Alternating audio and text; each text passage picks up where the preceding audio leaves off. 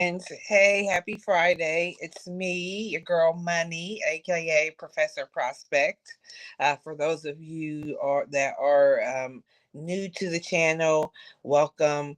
I'm Regina Allison, CEO of Research Pro, which is a prospect development consulting firm helping nonprofit leaders and frontline fundraisers identify millions in qualified fundraising prospects. And so they call me Money because my partnership and my work as a prospect development professional has resulted in billions and billions of dollars in contributed revenue to nonprofits all across the United States.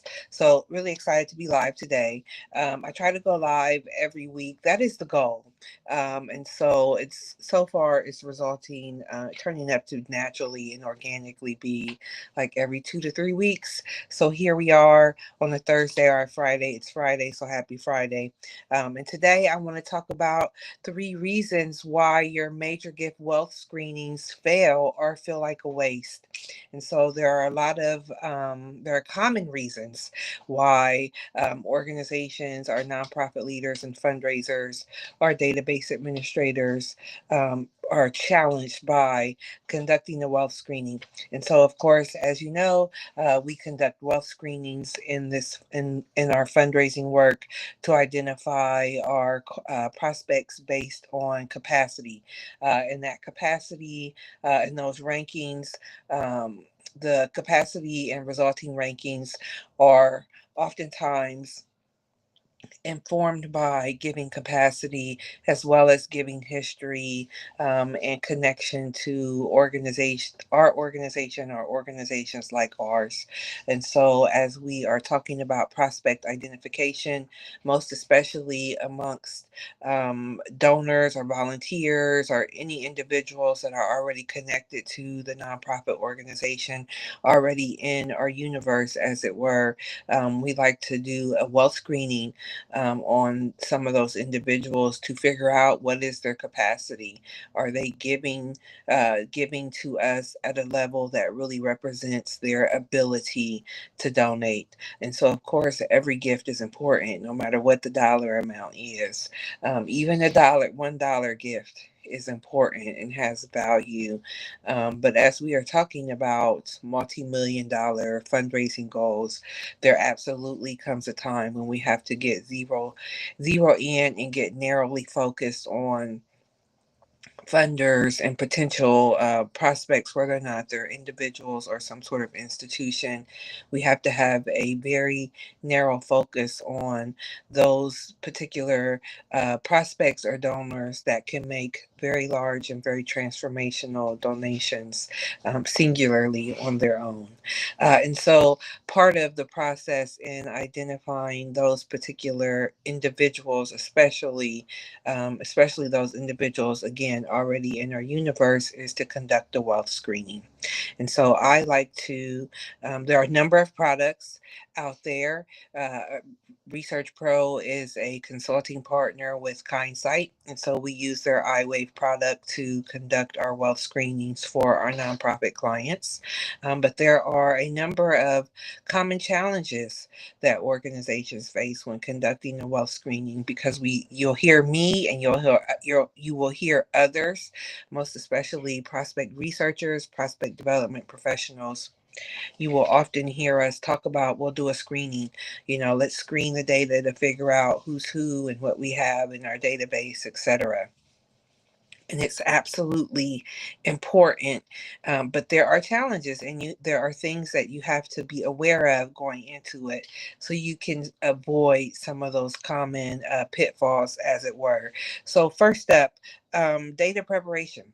So, lack of data preparation. So, one of the reasons why your organization may feel like your wealth screening failed or was a waste of time is because you did not properly prepare your data. So most software providers that provide the wealth screening services, especially in a batch screening, they will provide a template file for you, and it is very important that you follow the instructions and follow the template to the T, to to maximize and optimize your results. No extra information except where it's allowed, and Kindsight does allow a few additional fields, but there is a limit, and there are ways that you need to label those fields. And so data preparation is really important, not just in following instructions and preparing your template correctly. And so that also goes into data maintenance and some of the data integrity of your own database. And so, again, following the instructions, preparing your data, making sure that prefixes are correct, making sure that you don't have extra characters, or that your data within your original CRM is not formatted in a strange way. Data preparation is really important. And oftentimes organizations will come to me and say, hey, we did the screening and we had a problem with our file and it didn't go through, etc. And, really quickly I can take a look at it and see, like, tell very easily that they just didn't follow instructions, or there were some issues inherent to their own CRM as to why they were not able to prepare that data properly. And also, some organizations, this is also an opportunity where we have an opportunity to sort of audit our data and really see, are we tracking things correctly? Are we tracking gifts properly? Are we doing things consistently, across the board? And if we're not, if there are some gaps, then making sure that we address those gaps. So data preparation, or lack thereof, a lack of data preparation will have a huge impact and can have a negative impact on your wealth screening results. And so that's the challenge. It skews your wealth screening results. It skews your matching results, because that's what's happening in the wealth screening. Your data is being matched against other data out there in the world, in publicly available records. And so then there becomes issues with matching. If you are not properly reporting your giving information, for example, it will also skew your ranking scores. And so you want to be careful, very careful about your data preparation on the front end, and make sure that you address that, to avoid any issues, very easily avoidable issues, which would then might cause you to have to rerun your screening or duplicate your screening, and then you're sort of like paying for it twice. You're using your screening credits more than you need to. And so data preparation, or lack of data preparation, is one reason that your screening results may feel like a waste or feel like they failed if you're involved in major gift fundraising. So a second reason is validation, lack of validation. You're not validating your data once you do the screening. So you've prepared your data, everything went through. You were even able to, like, create the settings within the screening platform. You were careful about those settings and prepared those in a way that were meaningful to you, and you've done your screening and you have your results, and woohoo, all this great information. They tell you that, hey, you've got all these multi-millions, potentially into the billions even, of potential capacity within your database or within your data set. And so that feels really exciting, right? Like, who doesn't want to see that? And you immediately want to reach out to the people that they identify as your top prospects. With Kindsight, creates a few different categories for you, and they list out the top 5 names in each of these individual categories. And so it's really exciting to review that summary and think, oh wow, let's hurry up and talk to these people. But an important step that many organizations overlook, and that I apparently many consultants overlook as well. If I believe what my clients tell me when they come to me, many consultants overlook this step as well, is the data validation. So the data validation does require you to confirm that all of the assets that have been matched with your records are actually the correct people. And so if you are doing a batch screening of thousands of records, that will feel like an overwhelming task. And so it is a process. And so some of those records we can take a look at really quickly and say, yes, I know that these people, this matches them, and this level of wealth is really them. There are some people that we may even be able to just eyeball the record and say, yes, this person does seem to have high wealth, which means they then have high capacity, and that makes sense. But I also know a backstory about this person, why, to explain why their capacity might show up as 5 million, but in reality, it's really more like 500,000 to a million, because I know their backstory. I have some other insights that are not in publicly available records. I might know something about their company, something they told me over lunch. I may know that all of their children are attending, Ivy League colleges, so there are some things that there's a process to that validation, and we can't take all of the analysis and the results at face value. It is a starting point. It is a very powerful and helpful starting point, but yet it is a starting point. And as we identify these top prospects, there is an expectation that we're going to engage them. We're going to engage them in the qualification process. We're going to engage them to see, like, well, yes, they're in our on our list. They're already in our universe. They're supporting us at some level, but now I need to qualify them. Can they increase their gift? Maybe they've only given me, and so I'm working with an organization right now, and there are individuals on their list with total giving of less than $100, total lifetime giving of less than $100. Yet these individuals have multi-million dollar giving capacity. So there needs to be this qualification process to see if they can even take these individuals from that annual fund level to a major gift prospect.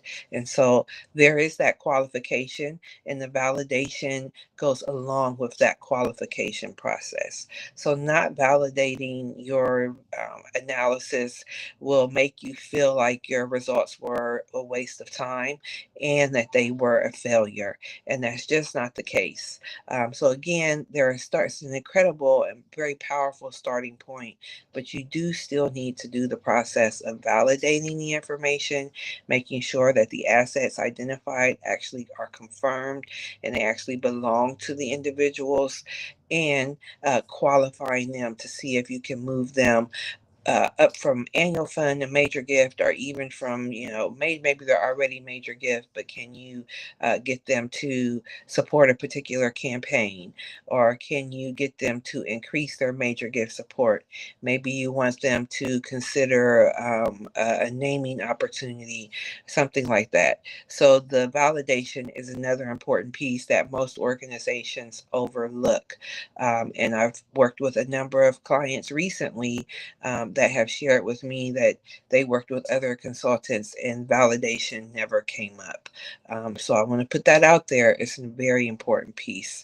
And if you are one of those organizations that are like, hey, we did a screening, we've got results, and it makes no sense, it feels like it was a waste, reach out to me. The information to book I think a 60-minute session, we can kind of go through your results and make some sense of the results that you do have. There should be a link to book a 60-minute session with me. So reason number three is disconnect. So the third reason that or it feels like our wealth screenings have failed or were a waste of time is because you're disconnected from your data. And so I've kind of hinted at this already, but I'm going to approach it from a couple of ways. The first way is that yes, you turned your data over to a consultant or an external person, without a subscription, having your own subscription to the software, the screening software. So you really should have the expectation that you're going to have a subscription to the screening software. When you work with Research Pro, you get a subscription to iWave, is included in our signature partnerships. But also, that's just better for you as the organization. If when you're doing that validating process, if you need to do additional research or additional screenings or do prospecting to find brand new prospects, you need access to that research software. So that's really important. The other ways that it shows disconnect shows up is in the screening settings themselves.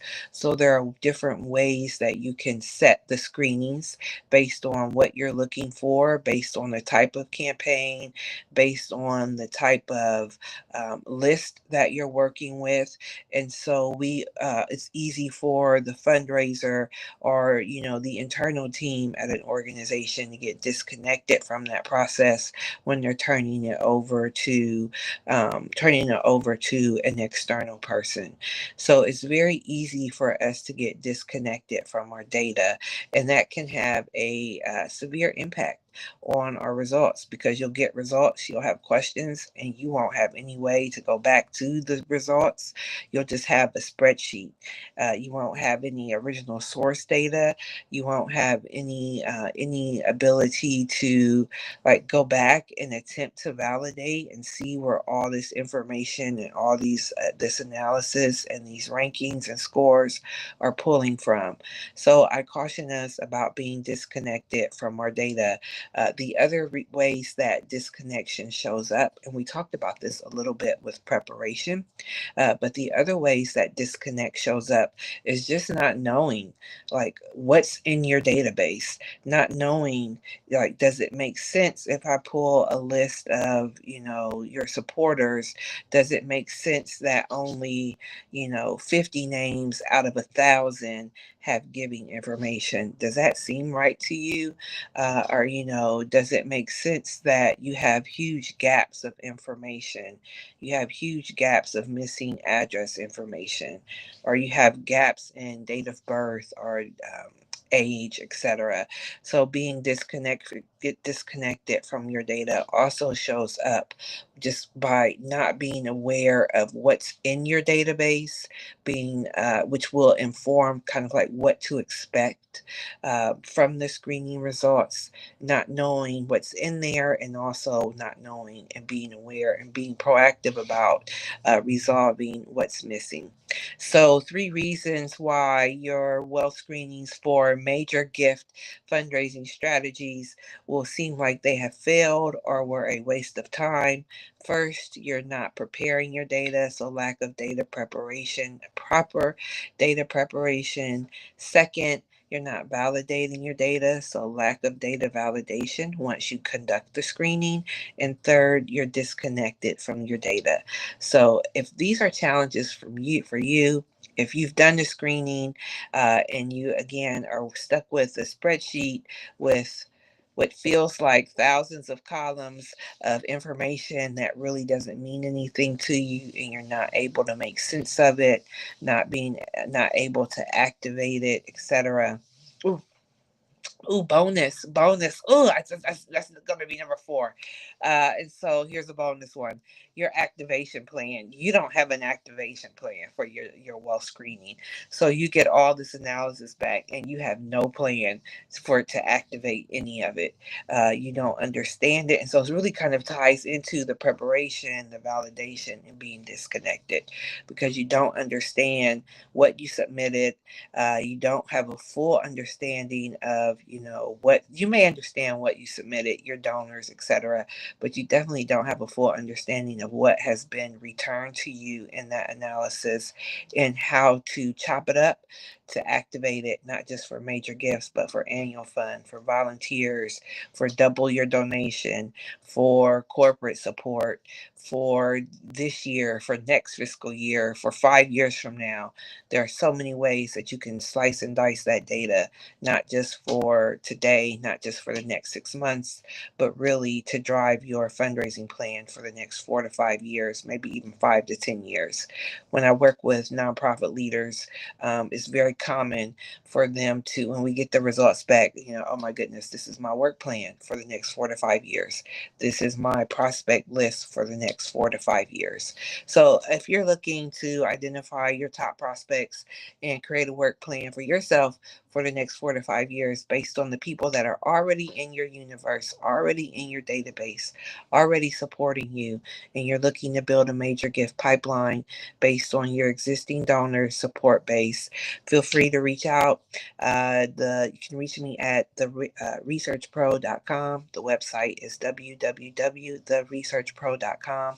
There's also a link to book a strategy session. We can get into your wealth screening if you've done one already, and you're just trying to make sense of the results. Or if you want to go through the process with Research Pro, we offer that in all three of our signature packages, including our 2-day VIP package, our 6-week Embark package, our 6-week Embark partnership, as well as our 3-month advanced partnership.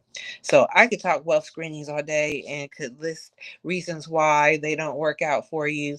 But if you are interested in conducting a screening, identifying your top prospects, identifying when I take organizations through the wealth screening, we identify and confirm and validate upwards of 30 million, 50 million, 65 million, 81 million, 131 million. Those are just some of the total capacity ranges that I've identified for organizations recently in the last several months. So I could talk wealth screenings all day, but wanted to jump on here before the weekend starts off completely. I hear my youngest in the background on the other side of the room, home from school. So that's my time here. So I hope this was helpful. Feel free to reach out. We can get into it some more. And again, we can create a partnership. For your organization to identify your top prospects or to conduct a one-off prospect development strategy check-in to review your existing results. All of those links should be in the description. So next time, until